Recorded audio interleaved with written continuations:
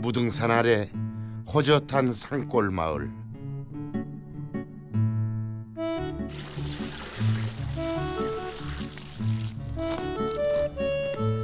문재 씨가 긴 가뭄에 물주기를 서두르는데요. 가을 농사의 시작입니다. 내 땅에 발을 딛고 흙을 만지며 살고자 교단을 떠난 후 이곳에 들어왔습니다. 자, 물이 잘 들어가네. 물이 생명이. 농작물을 심으면 하나는 새나 벌레가 먹고, 하나는 썩어버리고 땅이 먹고, 하나는 사람이 먹는. 11년 전 부부만의 아담한 집을 짓고 오늘도 농익은 인생의 지혜를 찾아다니는 문재 씨 부부의 얘기입니다.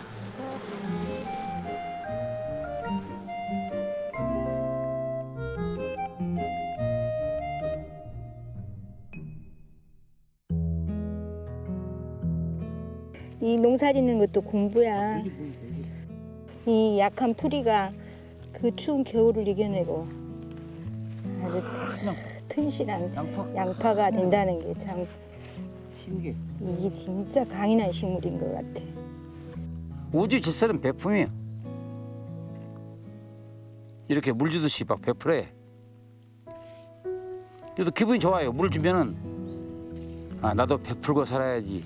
다른 사람에게 물이 돼야지. 잘 안 되지. 그걸 자꾸 되새겨. 그런 것을 공부라 그래요. 하루하루가 즐겁습니다. 아 진짜 하늘이 저렇게 맑고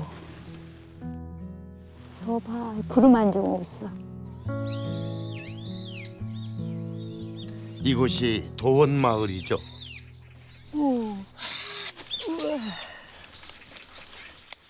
이거 날씬하네. 이게 땅이 주는 이 선물을 정말 땅은 무한대로 우리에게 주는 것 같아. 이거 봐. 베푼만큼 거둔다는 평범한 진리를 부부는 교실이 아닌 땅에서 뒤늦게 깨닫습니다. 너무 이렇게 자세히 좋게 할 필요가 없어요. 약간 껍질이 남아있는 것이 그 껍질은 생명을 보호를 하잖아요. 이거 영양분이 많죠. 너무. 부부만 살다 보니 집안일에 내일이 따로 없습니다. 예. 수고하셨습니다. 예. 근데- 갖다 해요 그거. 아니 근데 껍질을 좀 덜 아니, 먹는 것 같네. 아 그것은 예. 흙만 없으면 되니까 내가 일부러 그랬어요. 껍질을 벗겨야 더 맛있지. 안 벗기면 간도 안 들고. 한눈에도 호탕한 문재 씨와 꼼꼼한 아내입니다. 공자께서 말씀하셨다. 부와 문재 씨와 정혜 씨가 부부의 인연을 맺은 지 벌써 43년. 그 부와 귀를 정당한 방법으로 얻은 것이 남편의 글 아니라면 공부를 아내는 그것에- 귀동냥합니다. 처하지 않는다.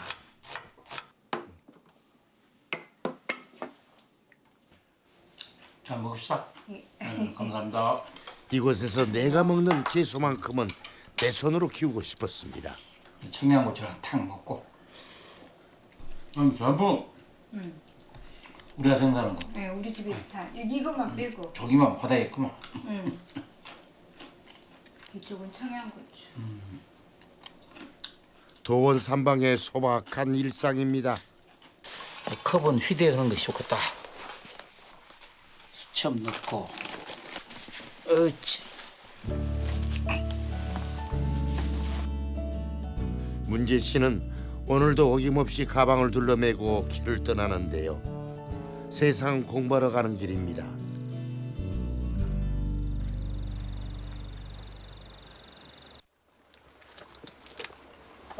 한감이에요? 예.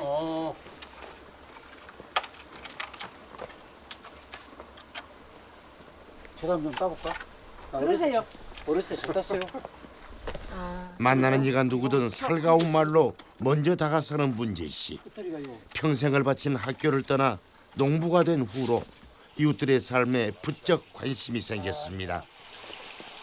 어디 하나 줘보시오 먹어보게. 골라고 돈도 확실하고.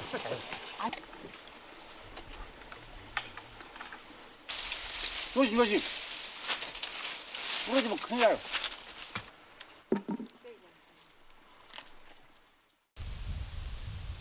무등산 자락으로 들어와 그는 제일 먼저 산길과 들길을 따라 걸었습니다. 땅을 알아야 그곳에 사는 생명들을 알기 때문이죠.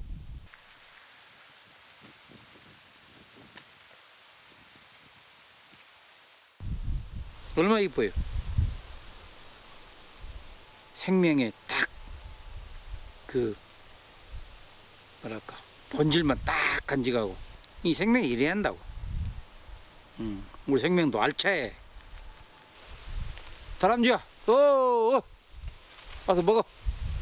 이거 저 종자 좀 퍼뜨려라.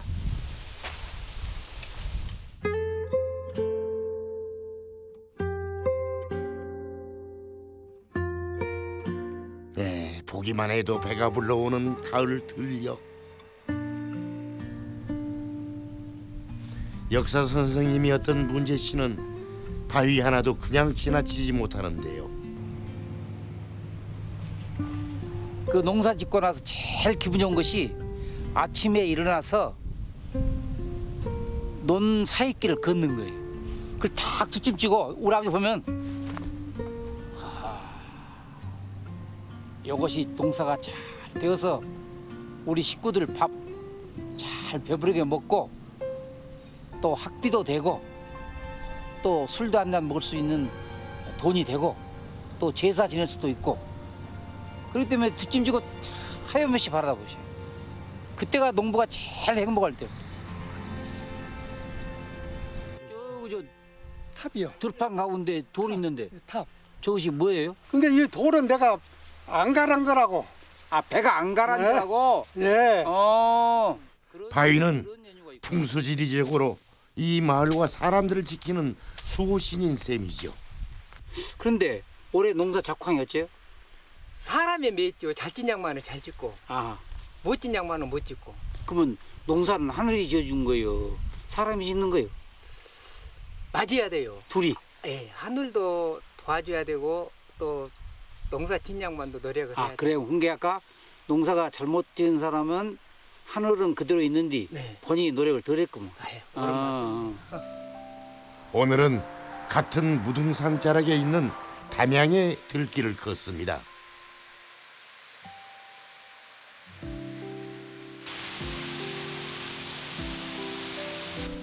발끝에 쌓이는 돌뿌리에도 사연이 있다고 했던가요? 길 위에서 만난 모든 것이 역사입니다. 제가 역사 교사로서 학생들을 가르칠 때 활자로 된 역사만 역사인 줄 알았는데 아, 그것만이 역사는 아니구나. 아무 말이 없는 바위, 배배는 사람의 그 삶, 그런 많은 사람들의 이야기, 그 역사가인가. 그래서 더욱더 우리 산천에 애정이 간다. 아마 그 말뜻은 역사에 애정이 간다는 뜻이겠죠. 해마다 가을이면 야사마을에서 열리는 화순적병 문화축제. 실향민이 많은 이 지역 사람들에게는 남다른 의미가 있는 행사입니다.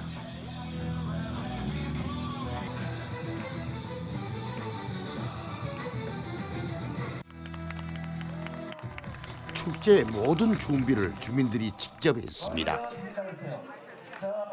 음식 또한 각 마을 분유회가 앞장섰고 도원 마을에서도 힘을 보탰습니다. 좋은 사람들이 사는 곳이니까. 이장 자격으로 참석한 문재 씨는 지역 어른들부터 챙기는데요. 연세가 어떻게 되었어? 83? 아, 우리 어르신보다는 한 10몇 년 후배구만. 하지만 추억은 나이를 먹지 않나 봅니다. 자, 우리 모교 뭐 이야기할게 조금. 알았어. 형님은 조금. 아니 그거 아니라 난 들어야 거짓말하는가 참말하는가 내가 알아야 한다고. 어쩌고 알아? 다 알지. 이 나무에 대한 혹시 이 나무 추억 있을까? 그렇죠. 언제 와도 항상 참 반갑고 정겹고 마음속으로 어머니 품속 같은 그런 생각이 듭니다. 오시면 안 이 샀었다가? 나무 올라가 가지고 함께 이 나무고 같이 놀고 오케이. 이쪽 나무 올라가면서 놀고 그렇게 우리가 흔한 얘기가 엊그제 같은데 벌써 머리는 하얀 서리가 내리고 말았네요. 나는 옛날에 내가 5학년 때 해방이 됐는데 예. 5학년까지 장로남 밑에서 지긋지긋하게 관설지름장에서 일본 수치로 한마디. 그 당사람과 이 당사람 어릴 적부터 희로애락을 함께한 나무 아래서 이들은 오늘 또 추억 하나를 더합니다.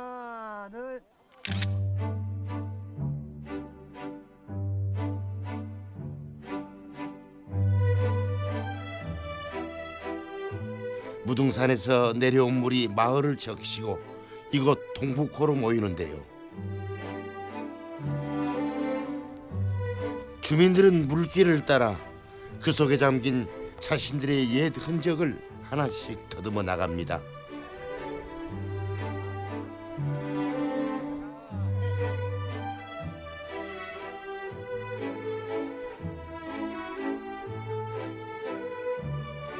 관광객에게는 아름다운 풍광이지만 이 지역 사람들에게는 결코 잊을 수 없는 곳이 바로 화순적벽. 실향민들의 그리움이 서려 있는 곳이지요. 적벽이 정말 멋있고 한 폭의 그림이죠. 여기를 보면 얼마나 추억이 있냐면 우리 집사람하고 예, 애 둘하고 예, 너희 배낭을 메고 와가지고 이 강변에 예, 달밤에 예. 달맞이 꽃이 필 때 텐트 쳐놓고 하룻밤 잤어요. 기가 막혀. 제가 70년대 초에 중학교를 다녔거든요. 신동중학교였는데 그때 신동중학교를 설립했던 분이 후학들로 하여금 적벽을 노래하고 시를 쓰게 만들고 그런 것을 생각하면서 하루쯤 여기 와서 특별 수업을 했던 거죠. 80년대 중반에 여기가 물이 찼는데 중학교가 물로 잠기게 됐거든요. 그때 이제 중학교로 인해서 나오는 그 보상금을 교육청에다 기부하면서 이 적벽제를 그대로 이어가주라. 아, 그 백일장을 뒷이은 적백제를. 그렇죠. 아하. 그런 것이 그래서 이제 그래서 올해 33회구만. 그렇죠. 연휴가 돼가지고 올해 33회 적벽 축제를 하는 거죠. 아, 참 알았네.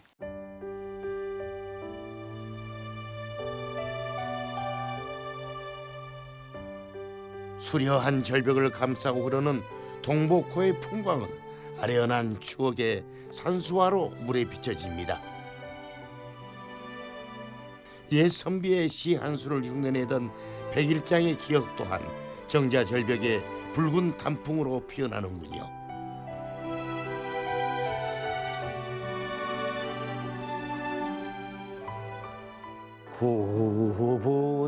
구부능선 휘감는 신령한 바람 가을설이 돌무더기 사녀의 곳곳 해와 달과 별빛의 광정함 온누리 비추이네 아 그곳 무릉도원 너와 나를 보듬고 가자 도마을에서 꼬박 1시간을 걸어 도착한 송계 선원입니다. 안기여 보자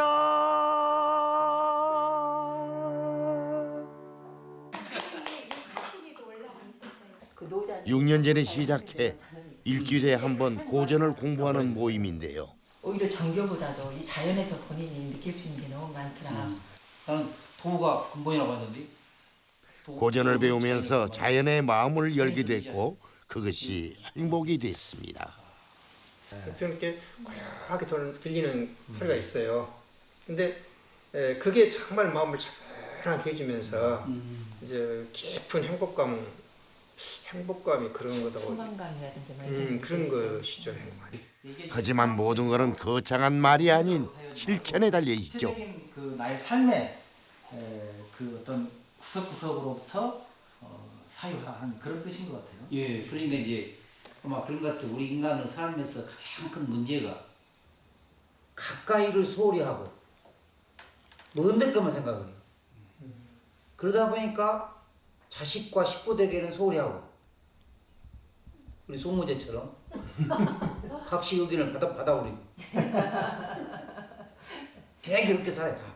왜? 너하고 나오는 살포칭이고 이해할 것이다 하고 남한테는 잘해요. 그런 게 가만히 옛날 어르신 들어보면 남한테 잘한 놈 치고 집에서 잘한 놈 없다 그래요. 엄청난 교훈이에요. 맞습니다. 대단한데. 여기서 박수 한번 보내주세요. 문재 씨가 사는 도원 마을의 늦은 오후.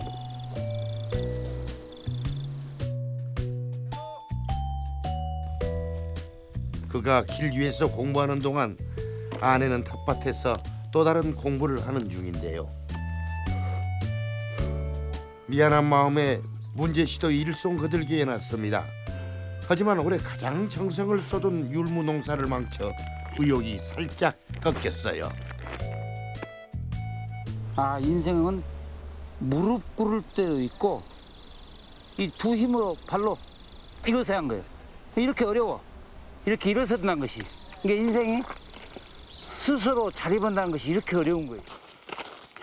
어쩌면 인생은 삶의 무게를 버텨낸 만큼 배우는 것이 아닐까요? 농부가 되고 보니 자연에 기대어 사는 모든 생명과 나누는 것이 순리였습니다. 근데 새뿐만 아니라 벌들도 와서 다 먹어보더라고요. 아, 다니까 그래. 예. 아따 좋네. 올해는 벌레도 덜 먹은 것 같아요. 이거 호박이. 농사에도 인생에도 때가 있죠. 봄, 여름에 정성을 쏟아야 수확의 기쁨을 누리는 것이죠.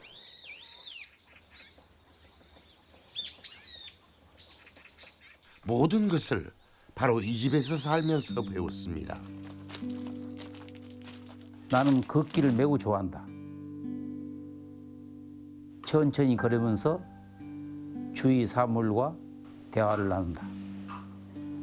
바위는 나에게 말이 너무 많다고 꾸짖는 것 같고 흐르는 물은 나로 하여금 머무르지 말라고 하고 나무와 풀은 스스로 자라나라고 나를 촉구한 것 같다.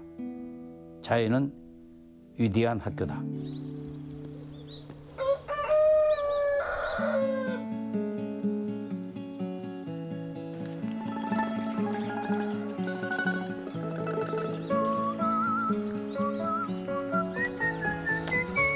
아침마다 운동을 거르지 않는 문재 씨. 이곳에 들어온 이유 중에 하나가 건강 때문입니다. 무등산의 일출과 동복호에서 피오르는 물안개가 운치를 더하는 아침 풍경 또한 이곳에 사는 즐거움이죠. 요요 보세요. 근데 감은 새순에서 열고 매실은 지금 작년순에서 여는 거예요. 이 겨울이라는 것이 그냥 쓸데없는 겨울이 아니에요. 다 봄을 준비하고 있습니다. 이 식물이라는 것이 그런 위대한 거예요. 녹차꽃 어떻게 생긴지 알아요? 바로 이게 녹차꽃이에요. 참 예쁘죠? 향도 아주 은은해가지고 정말 좋아요. 봄에 나오는 것이 더 연하고 근데 요즘 것도 괜찮다 하더라고요. 지금 제가 여기를 쳐서 그렇지 새순 낳는 데는 연하더라고요. 이제 우리 가서 녹차를 우려서 한번 마셔보게요. 영감 기다리겠네. 무지개세요, 무지개. 인생도 무지개 빛처럼 빛나야지. 야, 이거 봐봐. 일곱빛이 참 아름다워. 어린 시절에 뭣도 모르고 다이빙으로 물에 뛰어들어서 팍 뛰어내더니 그냥 키가 넘어본 거예요. 내가 지금 사실은 이 세상 사람이 아니에요. 죽음 일보 전에 먼 형이 나를 구해준 거예요. 죽는 것이 사는 것이고 사는 것이 죽는 것이고. 요 싹도 여기서 떨어진 싹도 죽어야 내년 봄에 또 태어나지. 죽으면 곧 태어납니다. 자연에서 살고 죽는 것은 생명의 순환입니다. 부부교사로 살 때보다 농부로 살면서 더 많은 지혜를 배웁니다. 이게들 얼마나 뜨거울까? 따사로운 햇살 아래 즐기는 부부의 오붓한 휴식. 피로 확 풀리는 것 같죠? 이런 호사가 따로 없습니다.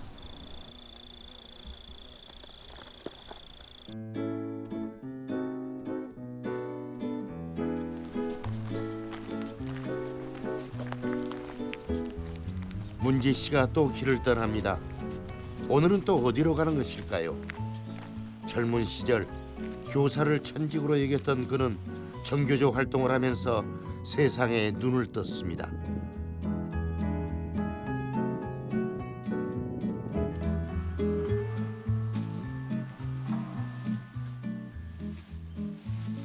무이임야. 자연과 사람이 더불어 사는 상생의 땅. 그 희망을 찾기 위해 고전을 읽고 이웃의 눈을 돌리게 됐죠. 뭘 또 사갖고 자네한테 농사 기술을 배우고 막걸리 한잔 하러 왔네. 막걸리 우리 있는 그래도 같이 교사 생활을 했던 고향 후배 창훈 씨는 5년 전 문재 씨를 따라 귀농했습니다. 저 안양산 벌써 저기 노적봉이네. 근데 국립공원 노적봉을 자네 안찜 마당찜 하고 있네. 그러죠. 참 이런 홍보가 돼 있어. 형님 그래도 이 터를 소개해 주시갖고. 형님으로서 제대로 역할을 못해서 미안하네. 아이고 그만. 한잔 하세요? 예. 두 사람은 언제든 허심탄회하게 마음을 털어놓을 수 있는 사이죠. 어떤 시에 우정이란 산길과 같은 것이어서 자주 오가지 않으면 길이 없어진다. 그럼 내가 자네 집 와야지. 그럼 자네 집 우리 잘 안 와도 뭐. 가지워 저도. 그런가? 저는 뭐 일요일마다 공부. 근데 하나 요새 고민이 하나 있는데 인간의 본성이 뭐예요? 인간의 본성은 저는 그냥 자연이라고 봐요. 근데 저기 3년째 피는데 나승일 선생님이 야생화를 좋아하니까 자연에 대한 생각도 같으니 친구 집에 가는 길은 결코 먼 법이 없는 것이겠죠. 한 코막도 있잖아. 아니 형님 그쪽에서 털어. 이렇게 젖혀놓고 이 마을 이장이기도 한 장훈 씨 또한 농부가 되고 보니 동네 사람들 모두가 스승이랍니다. 야, 향이 기가 막히다. 아니요. 인생의 공부는 평생 해도 끝이 없다는 게 오늘의 값진 경험입니다.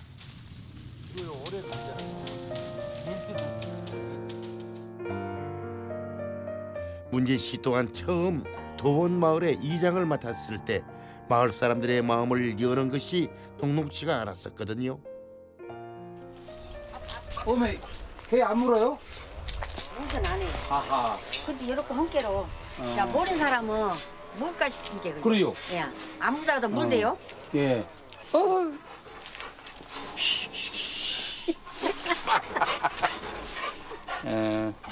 너 나하고 친해지자. 나 이거 이 집이야 이장이야 이마. 잘 모셔다라 이마. 아니 나 여기 시집 올 때만 해도 19가 돼갖고 아주 어느근했어. 여기 볼때다 그네 타고 가죠. 그네? 네, 설랑을 큰애 두 주가 세 주가 있었어요. 아주 농악지고 아주 그때는 어느근했어. 나 시집 막았어. 장부점 넘어가고 꼬다리팔로 강주로도 넘어다니시고. 저기다 그 동복들 그런 데서 농사갖고 여기 다 저올래. 또 뭐 6.25 때 무슨 뭐 슬픈 이야기가 있다던데? 총 맞아가지고 어떤 사람 하나가? 아 총선이? 예. 아니 따라갔어 이 사람들도. 그래갖고 그러지. 이제 군인들이 쫓은 게 이제 산이 요렇게 이제 막 엎져서 기게 아주 총을 쏜 것이 해필 거가 맞았어. 근데 왜 국군이 실렸을까? 전기면 통 밥해주고 저희가 밥도 해주고 그래야지 와서 이게 삼게. 빨간 건 밥 안 해주면 죽이고 해줬다고 또 국군이 괴롭히고. 죽이고.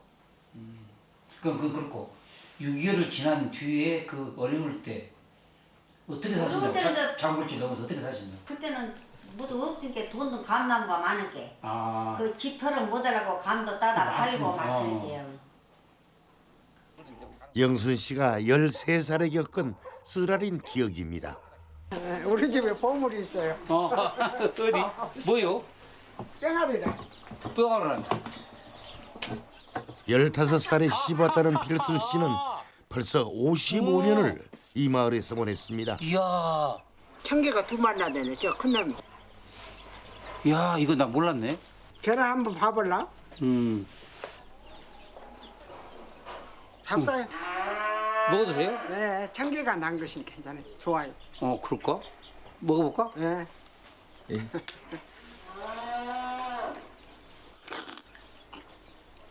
13살 때 먹어보고 처음 먹느냐? 문재 씨는 이렇게 작고 소소한 일상부터 같이 나누기 시작했습니다. 고소하고 많이.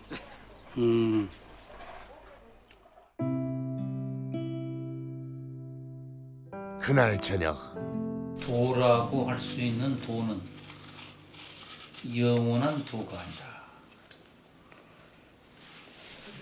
이 말이 뭔 말이에요? 도라고 해보면 도가 아니다. 뭔 말이구나?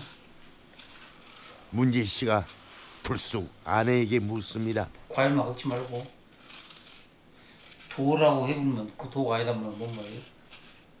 글쎄 무슨 말일까? 노자께서 처음에 그래놓고 뭐라 하겠냐, 이름을 붙일 수 없는 그 무엇이 하늘과 땅의 시원이다. 이것이 감이요. 그러니까 감이라고 부를 뿐이지 감 자체를 제대로 설명한 말은 아니다 그 말. 그러니까 노자님 말씀은 이 세상에 우리 인간이 언어와 문자로 표현하는 것은 수박 그달개씩이니까 그 말과 언어에 놀아나지 마라 그 말. 왜 그럴까? 인간이 말 때문에 싸워.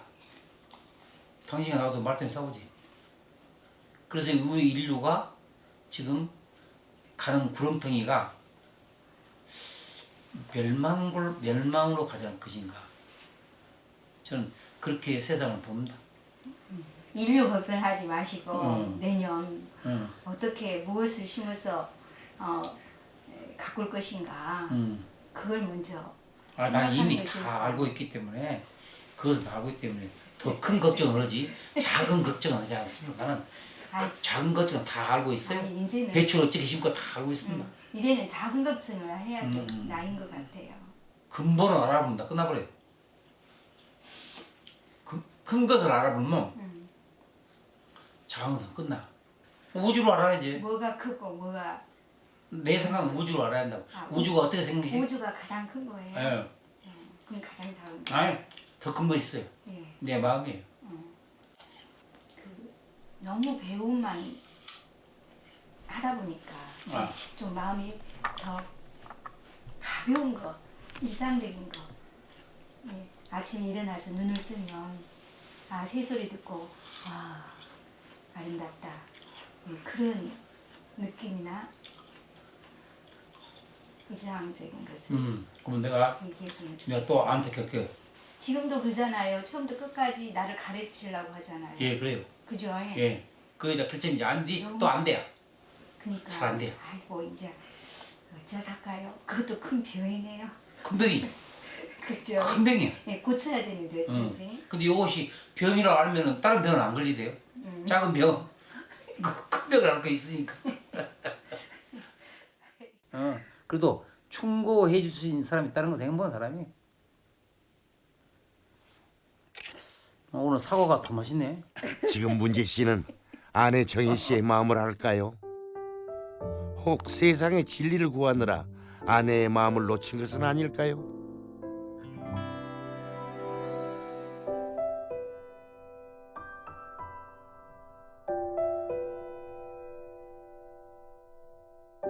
가을 단풍으로 갈아입은 무등산 규봉암. 옥을 깎고 비단을 잘라 나온 듯 주상절리가 가히 절경입니다.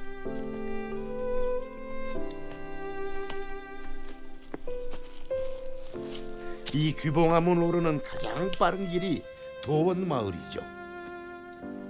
좋구나 아주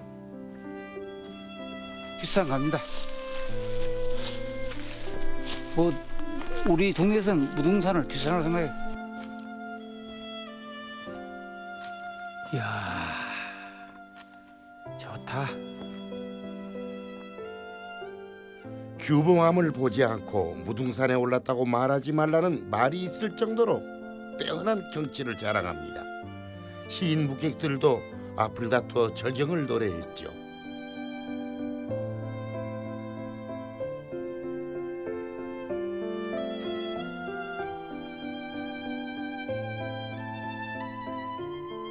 천년고찰 규봉암은 세월의 풍파 속에서 폐사와 화재로 소실되는 아픔을 겪었지만 오랜 세월 묵묵히 그 자리를 지키고 있습니다.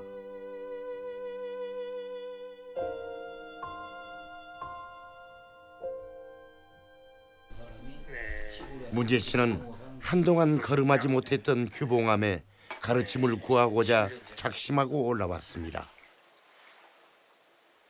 하지만 스님은 차 한 잔을 내놓을 뿐입니다. 마음을 쉬어가라는 뜻인가 봅니다.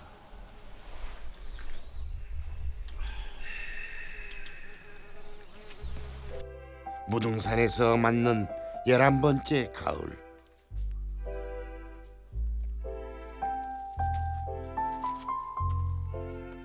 저희 마을이 보이고 저쪽 가면은 동복 호수가 보이네요. 아늑한 분지 형태구만. 그리고 이 장물제 이 길은 참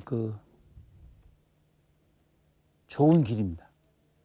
학생들은 광주에 공부하러 넘어다니는 길이고 일반 농부들은 채소를 재배하거나 나무 해가지고 광주에 팔러 다니는 길이고 그러므로 생명의 길이고 스님들은 도를 깨우쳐주기 위해서는 구도의 길이고 또 이 장복동 밑에 있는 사회주의 사상가들이 광주에 가서 세상을 바꾸기 위한 사상의 길이다. 그래서 저는 이 길을 공부하는 길, 생명의 길, 그 다음에 사상의 길, 구도의 길로 알고 걷기 때문에 오를 때마다 기분이 좋아요. 참 오늘 다시 와서 이 길을 걸으면서 기분이 좋네요. 이 가을날에. 가을날. 억새숲이 장관을 이루는 장불제는 한때 화순에서 광주로 가는 유일한 길목이었는데요. 문재 씨는 거꾸로 광주에서 화순으로 삶의 터전을 바꿨습니다. 민둥산이었던 이곳이 억새숲이 됐듯이 남은 생은 자연 속에서 상생의 꿈을 찾고자 했습니다.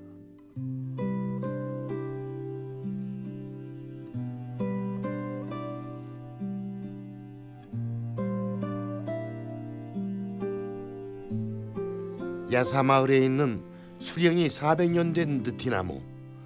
마을 사람들은 서슴없이 할머니 나무라 부르고 자신의 안녕에 감사하며 지금도 제를 올립니다. 이 나무를 비워보려고 안 했을까 한때? 저 학교 교장이 좀 이수를 믿어. 교육을 믿는데 그렇게 야사 불어서 죄를 지낸디 죄를 잡순 나무로 올라가서 교장이 막 끝까지 좋은 놈은 비워내버려. 잘라. 그게 막 난리가 났지. 미신을 믿는다고 나무를 잘라버려? 교장이? 거짓말 아니에요. 그거 사실이요. 목신이 있다고 말이야. 나무 신이 없는 거 아니야. 나무 신이.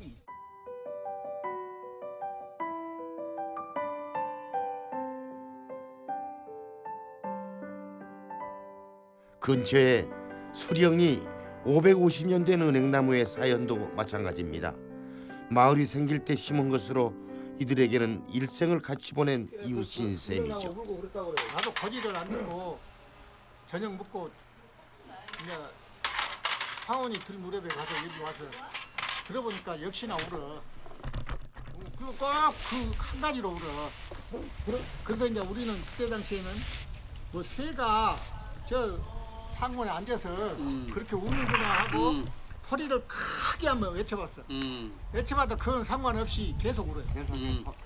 예, 계속. 그래갖고 6.25가 나왔다. 그래갖고 6.25 때 그래갖고 6.25가 터졌어요. 아니 우리 고향에서도 그 폐화나무가 600년 된 나무인데 눈물 났어요. 6.25 때. 하여튼 뭐에 진물이 나왔어. 아니 어떻게 울어? 소리가 어떻게 나? 그렇게 울어요. 그러면 신이 운다는 거예요. 그래서 그 고지를 안 듣겠대요. 그래서 그대로는 이제 인식을 했지. 확실히 우는구나.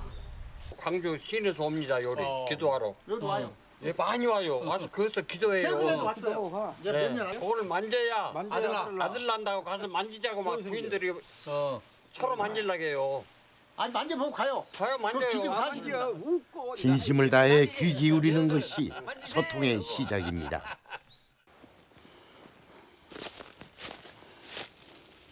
문재 씨는 이장이라서 챙길 일도 많습니다. 그게 옛날에는 옛날에는 식구도 많고 그게 동지죽도 통으로 하나를 썼어. 그런데 이제 식구가 없은 게 혼자 먹었다고 썩었은 게 이제 해관에서 이제 이렇게 써갖고 몇시 나눠서 먹고. 시험 장비에서 요거요. 마을 회관에서는 토박이 영순 씨, 필순 씨와 아내 정혜 씨가 동지팥죽 준비로 분주합니다. 우리가 띠거띠거 넣으면 어쩌고 뜯어 엄청 먹었다고 얘기해. 멀리 있는 자식보다 이웃의 정이 더 살가운 날입니다. 뭐는 이렇게 맛있는 음식을 하신대요. 동지죠. 쓰시는 거예요. 잘하시고 한 살 더 잘하시라고. 예. 저 사람은 위원장 안 오라니까. 무등산 국립공원을 지키는 사람들도 초대했습니다.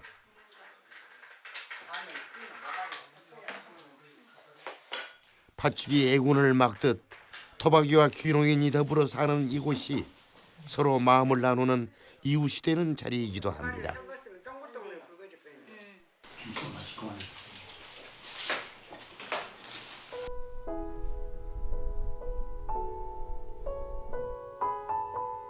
이 세상에 친구가 없다면 얼마나 삭막할까. 친구 간의 우정은 산길과 같은 것이어서 자주 오가지 아니하면 사라진다. 95세 된 노인이 뭐라고 하냐. 어이, 송 선생. 나 인생에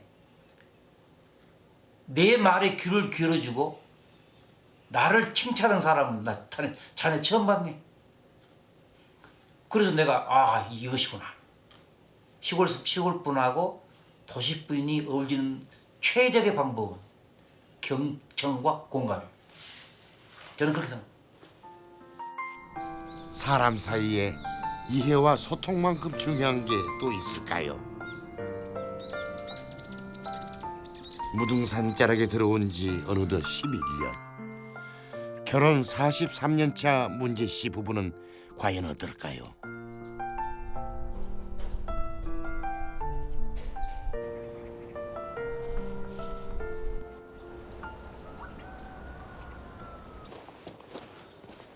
이것이 우리 집 대문입니다. 우리 부부입니다. 남자가 지금 여자에게 지금 기대고 있죠. 잘 다녀올게.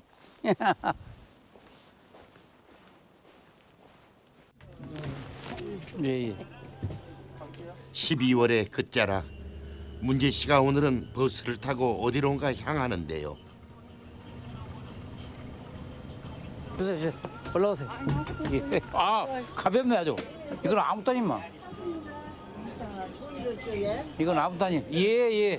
내가 취미요. 예. 내가 차장이야, 차장. 젊은 늙은 차장.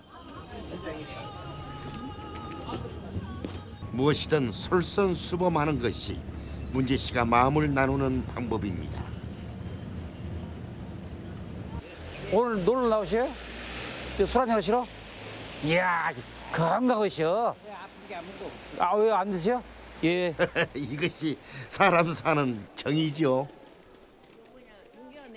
화순 5일장을 한참 누비던 문재 씨가 멈춰선 것은 메추리 고기 앞입니다.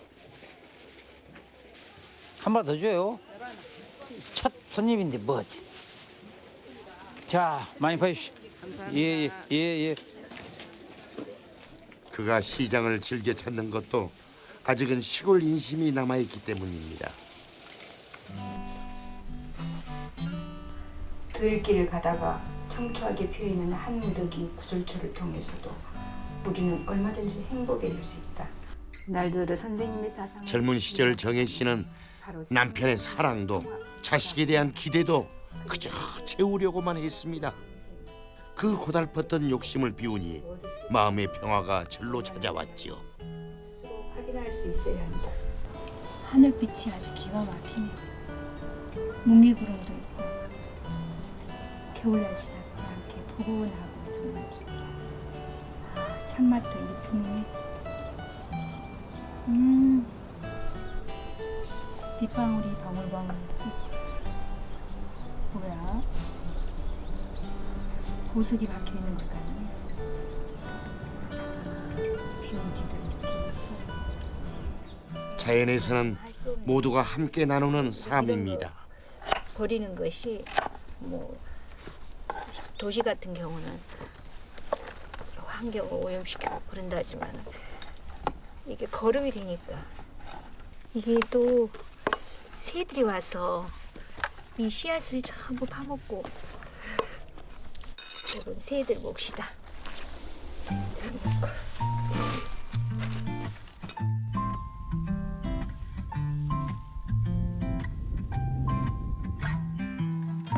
정혜 씨와는 달리 늘 밖에서 뭔가를 찾는 문재 씨는 뒷산에서 부지런히 솔방울을 줍는데요. 사람 좋아하는 그가 한 해의 끝자락에 창훈 씨를 찾았습니다. 멀리 여행을 다녀온 후배와 회포를 불기 위해서죠. 어릴 적 추억을 떠오르게 하는 메추리 구이. 오늘은 소량까지 더하니 맛이 금상첨화겠죠. 우리 참 아름다운 생을 삽시다. 그래도 올라가 갔다 와가지고 건강. 교사 시절 이들은 상생의 길을 꿈꿨던 동료들이었습니다. 그리고 이곳에서 허물없는 친구가 되고 이웃이 됐지요. 의로 맺어지면 밤새도 싸우더라도 다음 날은 무서워. 그것이 의요. 근데 우리가 의로 맺어진 친구들이잖아. 나 오늘 또 후배들한테 많은 가르침 주시네요. 가까이 신경을 써야 됩니다. 사실은 가까이 있는 사람일수록 신경을 쓰고 더 보살펴주고 해야 되는데 밖에서 후배들이나 선배들이나 이렇게 동료들한테 쓰는 여러 가지 정성이나 이렇게 물질적인 것보다는 집안에 쓴 것은 너무 인색했어요. 내가 알아요. 형수 씨가 진짜 보살이에요. 내가 보살을 모시고 산다 생각하시면 형님은 딱 맞아요. 무등산 규봉암 스님이 하시던 말씀 후배에게서 또 듣습니다. 정작 중요한 건 집에 있는 아내의 마음이었습니다.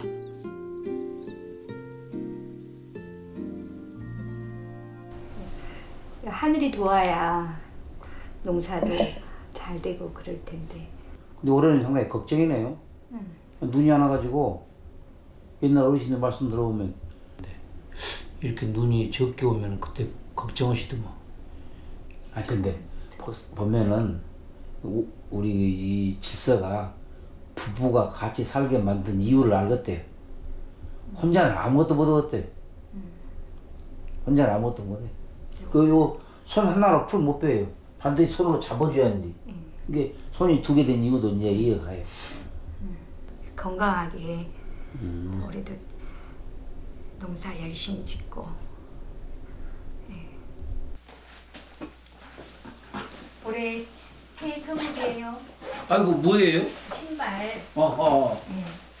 아이고, 이야, 참 우리 부인 참 대단하시네. 고맙습니다. 네. 당신의 정성이 느껴지네요. 요놈 신고 길을 걸으면은 참 행복하겠네요. 참 이럴 때까지 신경 쓰셔서 고맙습니다.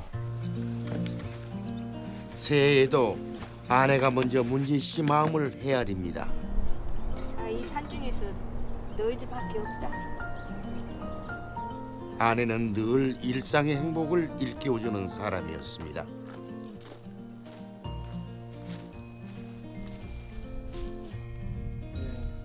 작년에는 제가 당신에게 많이 기대했는데 올해는 제가 스스로 잘 자립을 합니다.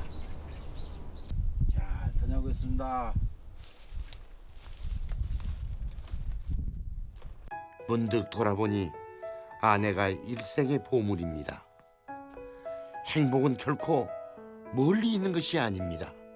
우리네 집 처마 밑에 있었습니다.